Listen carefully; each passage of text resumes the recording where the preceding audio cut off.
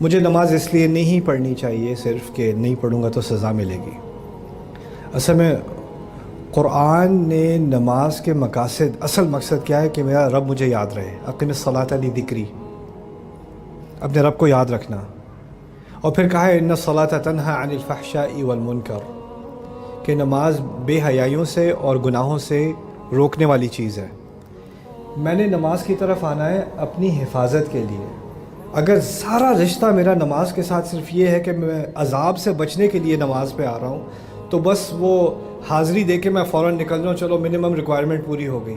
میں نماز کے لیے کی طرف اپنی صحت کے لیے نہیں آ رہا، اپنی بہتری کے لیے نہیں آ رہا، اپنے دل کو زیادہ مضبوط کرنے کے لیے نہیں آ رہا، بس عذاب سے بچنے کے لیے آ رہا ہوں۔ یہ بہت ہی منیمم قسم کا تعلق ہے نماز کے ساتھ، اور میرے نزدیک یہ بہت نیگیٹو قسم کا تعلق ہے۔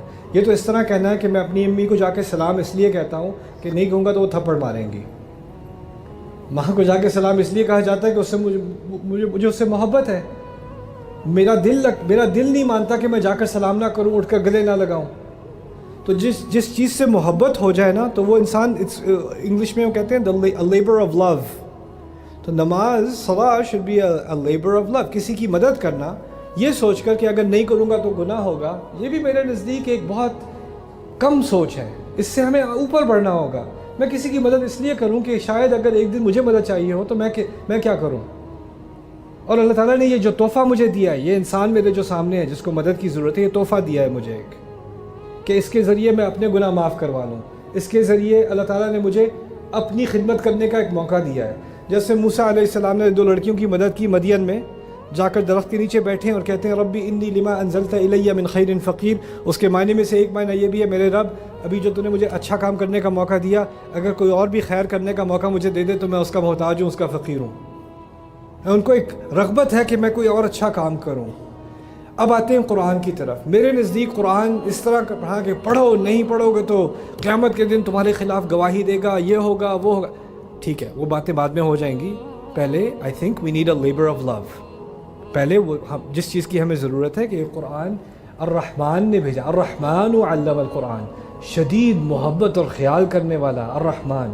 رحمت کے لفظ سے آپ کو عربی کے جو اس کے معنی ہیں وہ سامنے نہیں آتے اتنی آسانی سے اردو میں۔ رحمت میں شدید محبت بھی ہے اور خیال کرنا بھی ہے۔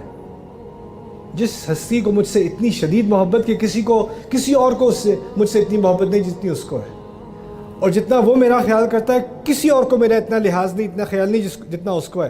اس نے اپنی محبت کی بنیاد پر فیصلہ کیا کہ وہ مجھے قرآن سکھائے۔ الرحمن علم القرآن۔ اور قرآن میں کیوں پڑھوں؟ اس لیے نہیں پڑھوں کہ نہیں پڑھو گے تو گناہ ہوگا یا گلٹ کی بنیاد پر، کیونکہ ہوا کیا ہے کہ ہمارے کلچر میں سارا کا سارا اسلام گلٹ کی بنیاد پر کھڑا ہے۔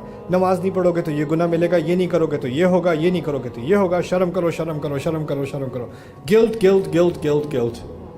اور جتنا آپ گلٹ کرو گے اتنی محبت کم ہوتی چلی جائے گی۔